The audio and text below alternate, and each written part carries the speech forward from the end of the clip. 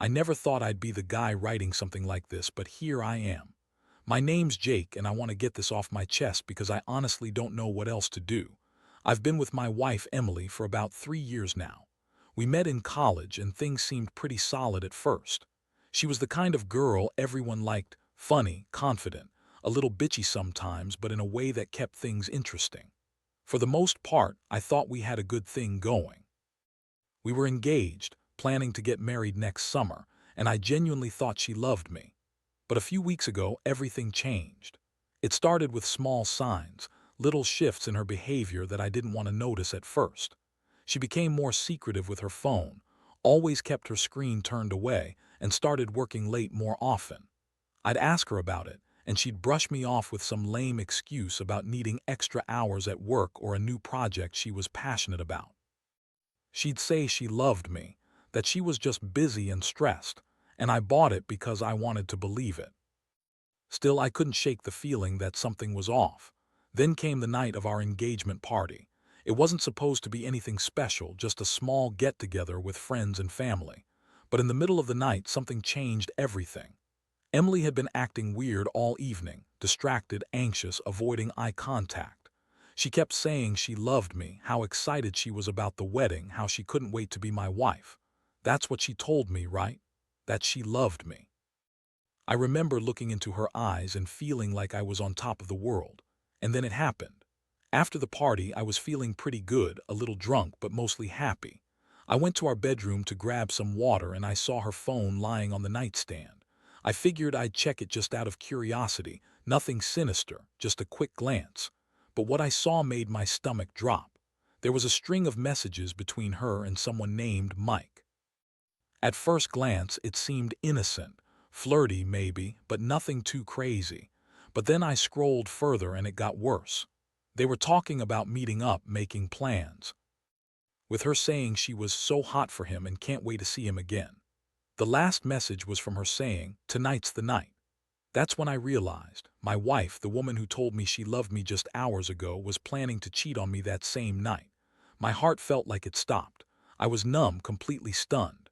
I couldn't believe it. I thought I knew her, thought we had something real. The woman I thought I was marrying was in a hotel room with my supposed best friend, and I had no idea. I felt betrayed, humiliated, and so goddamn stupid for not seeing it coming.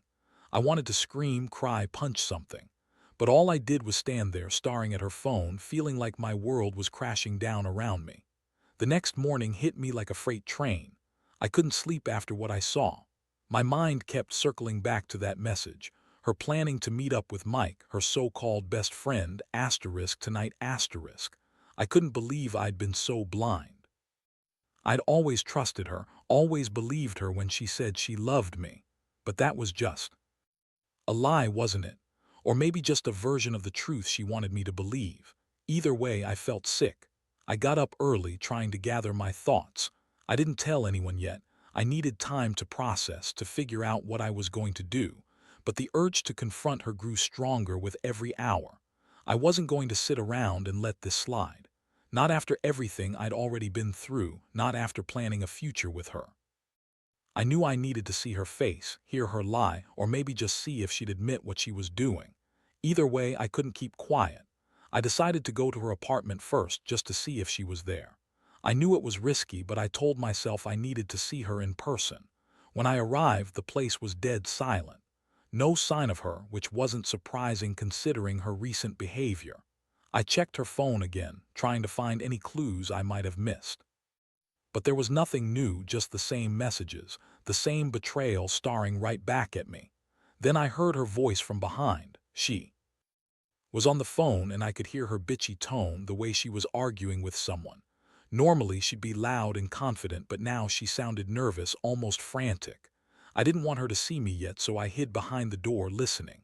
That's when I caught her saying, "No, I can't do it tonight, I need more time." More time? What the hell was she talking about? To whom? I was about to burst. I finally decided to confront her right then and there. I stormed into the apartment and threw the door open. She was on the phone and her eyes widened when she saw me. Her face went pale. I could see the guilt, the panic, all of it flashing in her eyes. She tried to lie to cover her ass, I guess, and said, "Jake, what are you doing here? I was just—" "Save it," I cut her off, voice trembling with anger. "Who were you just talking to? Who's Mike? And what the hell is going on? Because I found your messages. You're planning to cheat on me tonight with my best friend, asterisk Mike asterisk. Is that right?" Her lips curled into a defensive, bitchy smirk. "Jake, don't be dramatic. It's nothing, just some stupid flirtation. I was probably just joking around. You're overreacting as usual." I couldn't believe how she lied so easily. Her voice was cold, dismissive. I was incandescent with rage, but I kept my voice steady.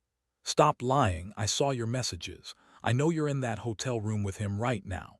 How long has this been going on? How many times have you cheated on me?" Scoffed and rolled her eyes, crossing her arms. "You really think I'd do that? After everything? Please, you're just insecure. It's probably your fault. I needed some excitement. I told you I loved you, did I? And I meant it sometimes. But I also need to have some fun, Jake. You wouldn't understand. You're so damn boring." That's when I snapped. The betrayal hit me so hard I felt like I was choking. I'd poured my heart out to her, trusted her with everything, and this is how she repaid me. She was a manipulative, selfish bitch. I realized she'd lied about everything, about her love, about her fidelity, about who she really was. And the worst part, she didn't even care. She just kept smirking, acting like she was the victim. I told her to pack her shit and get out. I couldn't be around her anymore. I was so angry I didn't even care if she left crying or screaming. I just wanted her gone, out of my life, out of my head. But deep down, I knew this was only the beginning of what was coming. I wasn't going to let her walk away without paying for what she did. I had a plan forming, a way to make her regret every single lie, every betrayal. And I was going to do it, even if it tore me apart in the process. After she left, I was alone in that apartment, standing there in shock.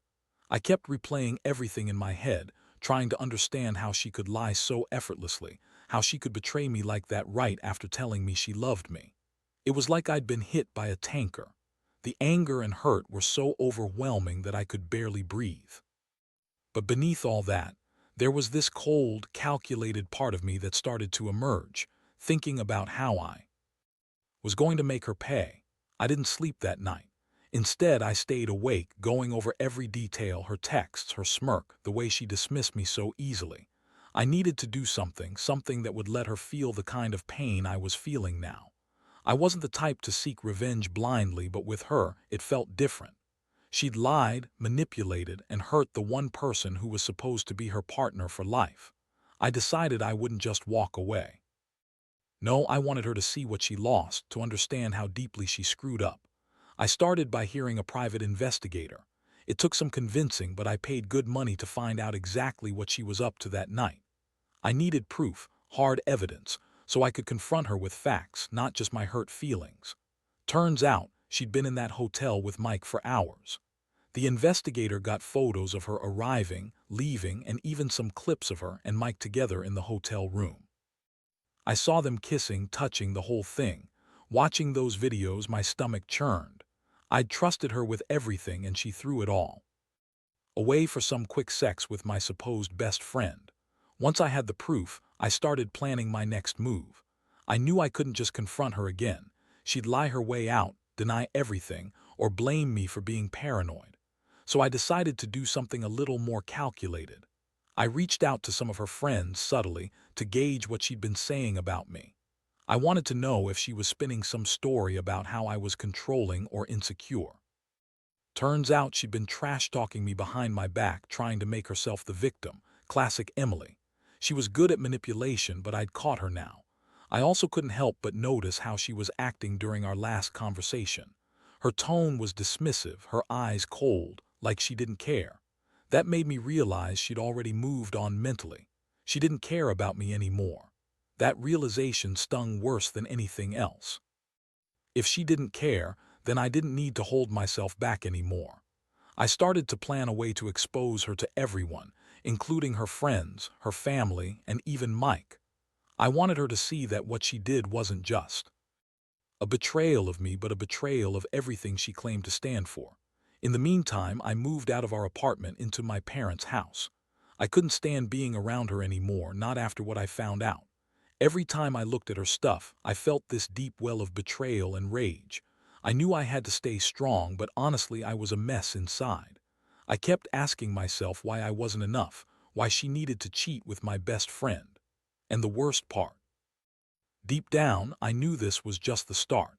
I was about to face a storm I wasn't sure I could weather, but I was determined to make her regret every single lie, every betrayal, every goddamn moment she made me feel like I was crazy for trusting her.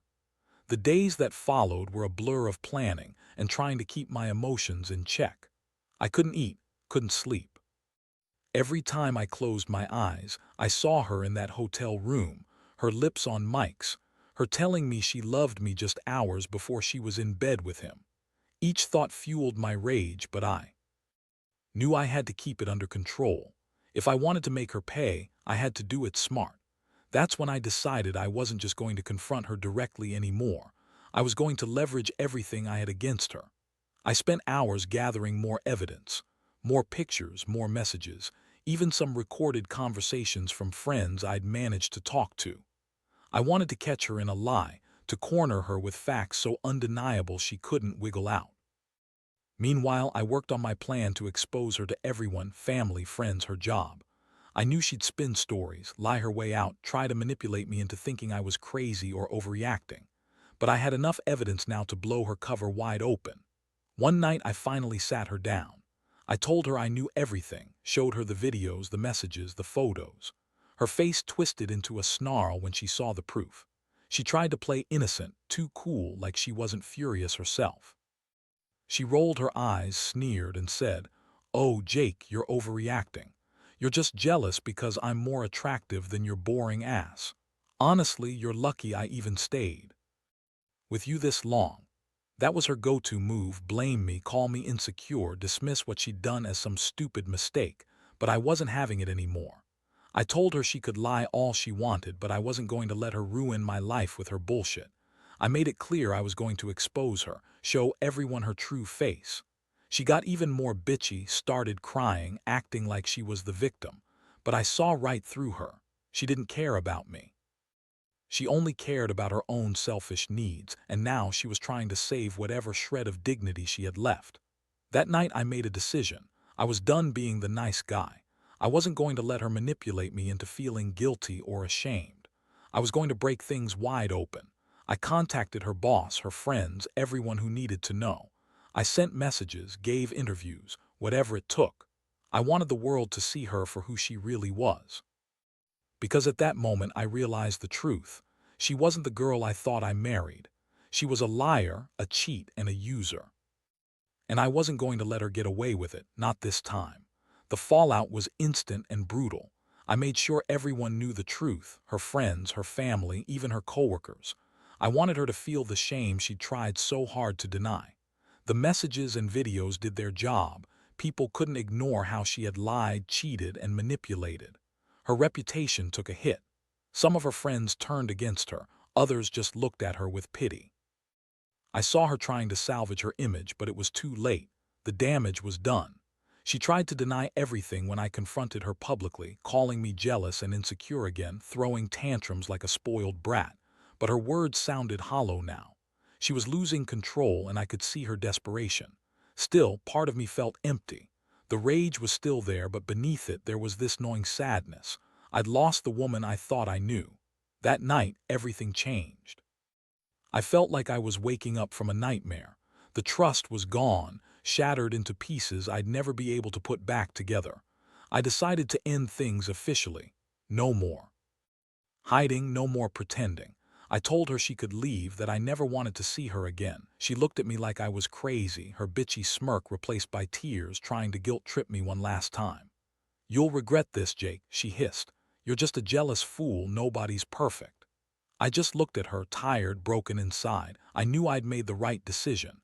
I couldn't keep living with her lies anymore. I deserved better, so much better. The next few weeks were a roller coaster. I moved out of the apartment, started therapy, and focused on rebuilding myself. I kept the evidence I had, just in case. I never wanted her to think she could get away with her betrayal completely unpunished. I also learned some hard lessons about trust. about how people can hide their true selves behind a pretty smile. But I also learned that I was stronger than I thought, that I didn't need someone who lied and cheated to be happy. I was going to be okay, even if it hurt like hell for a while. Looking back, I realize I got lucky. Lucky I found out when I did. Lucky I didn't marry her, and lucky I didn't let her ruin me. But I also learned that some people are just selfish, manipulative, and toxic. And the best thing you can do is get out before they drag you even further into their mess. Trust is fragile, and once it's broken, it's almost impossible to repair. So my advice: watch out for the red flags, listen to that gut feeling, and don't be afraid to walk away when someone shows you their true colors. Because in the end, you've got to look out for yourself. Now, as I sit here reflecting on everything, I realize how much this has changed me. I used to be the guy who trusted blindly, who believed in fairy tales about love and loyalty. But now I know better. I know that some people will lie and cheat without even blinking, using love as a mask for their selfish desires. It's a painful lesson, but one I needed to learn. What's left is a mixture of bitterness and relief. Bitterness because I lost the girl I thought I knew, the one I envisioned building a life with. Relief because I finally see her for what she really was: selfish, manipulative, and unworthy of my trust. The experience has hardened me, but it's also made me stronger. I know I'll find someone who values honesty, respect, and loyalty. Someone who won't lie or betray me in the worst way possible. I've come to accept that I can't change her or fix what she broke. The only thing I can do now is move forward, learn from this, and never let anyone deceive me like that again. I want to warn others, whether it's friends, family, or anyone who might be naive enough to believe in the perfect love story. People can hide their true selves behind a pretty face or a sweet smile. Stay alert, watch for the signs, and most importantly, don't ignore that gut feeling telling you something's wrong. At the end of the day, I'm grateful I found out when I did. It's better to know the truth, even if it's brutal, than to live in a lie. I'll rebuild my life on my own terms now, with a sharper sense of who to trust and who to keep at arm's length. The pain will fade, but the lessons will stay with me forever. And I hope anyone reading this takes something from it. Trust your instincts, don't settle for lies, and never be afraid to walk away from someone who doesn't deserve you. Because, in the end, the only person you should be loyal to is yourself.